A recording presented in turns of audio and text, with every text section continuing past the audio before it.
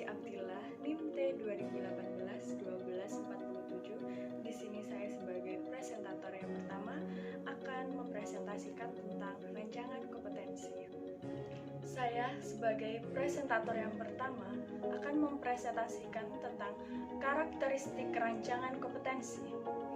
Istilah kompetensi saat ini sangat populer dalam dunia pendidikan maupun dunia bekerja. Kompetensi terbentuk berdasarkan hasil dari suatu pelajaran, pendidikan, atau pelatihan tertentu.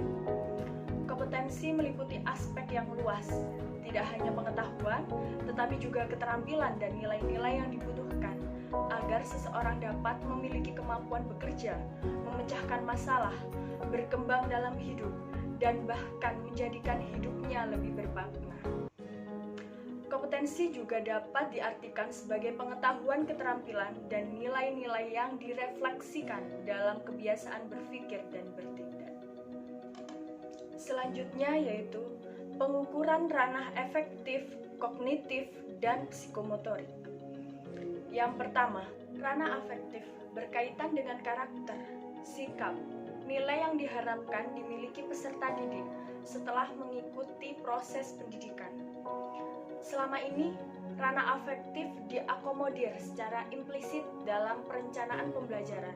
Padahal, kompetensi dalam ranah ini justru memiliki kontribusi besar terhadap keberhasilan seseorang dalam dunia kerja dan dalam dunia secara luas. Fokus utama ranah afektif adalah pembentukan sikap dan nilai. Sikap merujuk pada sasaran atau objek yang bersifat khusus, seperti sikap terhadap mata pelajaran, sikap terhadap kegiatan belajar mengajar, dan sebagainya. Yang kedua, yaitu ranah kognitif. Fokus pada transmisi, penyebaran, pengetahuan dan strategi-strategi yang merupakan pandangan paling umum mengenai peran sekolah, baik di masa lalu maupun masa kini. Ranah kognitif adalah ranah yang mencangkup kegiatan mental otak. Ranah kognitif berhubungan dengan kemampuan berpikir, termasuk di dalamnya mempunyai menghafal, memahami, mengaplikasikan, menganalisis, mensistensis, dan kemampuan mengevaluasi. Yang ketiga, yaitu ranah psikomotor. Ranah psikomotor erat kaitannya dengan kerja otot yang menjadi penggerak tubuh dan bagian-bagiannya, mulai dari gerak yang paling sederhana seperti gerakan-gerakan dalam sholat, sampai dengan gerakan-gerakan yang kompleks seperti gerakan-gerakan dalam praktek manasik ibadah haji. Saya di sini akan menjelaskan tentang standar kompetensi lulusan. Standar kompetensi lulusan yang disingkat sebagai SKL, yang diartikan kriteria mengenai kualifikasi kemampuan lulusan yang tercangkup sikap, pengetahuan, keterampilan, dan standar kompetensi lulusan merupakan kualifikasi kemampuan lulusan yang mencangkup sikap, pengetahuan, keterampilan peserta didik yang harus dipenuhi atau dicapainya. Dari satuan pendidik dan jenjang pendidik dasar menengah, standar kompetensi lulusan digunakan sebagai acuan utama. Pengembangan standar isi, standar proses, standar penilaian, pendidikan, standar sarana dan prasarana. Untuk mengetahui capaian dan kesuksesan antar standar kompetensi lulusan tersebut dari masing-masing satuan pendidikan dan kurikulum yang digunakan pada suatu pendidikan tertentu, perlu dilakukan monitoring dan evaluasi secara berskala dan berkelanjutan dalam setiap periode.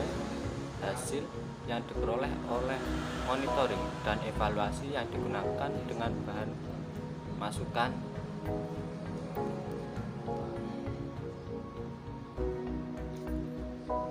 penyempurnaan standar kompetensi lulusan di masa yang akan datang. Setiap lulusan satuan pendidikan dasar dan menengah memiliki kompetensi pada 3 dimensi, yaitu bersikap dimensi yaitu bersikap pengetahuan, dan keterampilan. Dimensi sikap yang memiliki mencerminkan sikap beriman dan takwa kepada Tuhan Yang Maha Esa. Yang dimensi pengetahuan memiliki faktual, kompetensi, prosedur, dan metakognitif dan tingkat dasar berkenaan dengan ilmu pengetahuan, teknologi, dan seni budaya. Dimensi keterampilan berpikir dan bertindak kreatif dan produktif, kritis, mandiri, kolaboratif, dan komunikatif melalui pendekatan ilmiah sesuai dengan tahap perkembangan anak, relevan, dan tugas yang diberikan. Sekian dari saya. Selanjutnya yaitu kompetensi inti dan kompetensi dasar. Kompetensi inti merupakan tingkat kemampuan untuk mencapai standar kompetensi lulusan yang harus dimiliki seorang peserta didik pada setiap tingkat kelas atau program yang menjadi landasan pengembangan kompetensi dasar.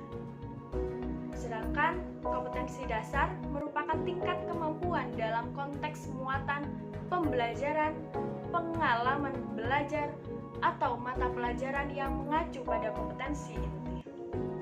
Sekian, terima kasih. Wassalamualaikum warahmatullahi wabarakatuh.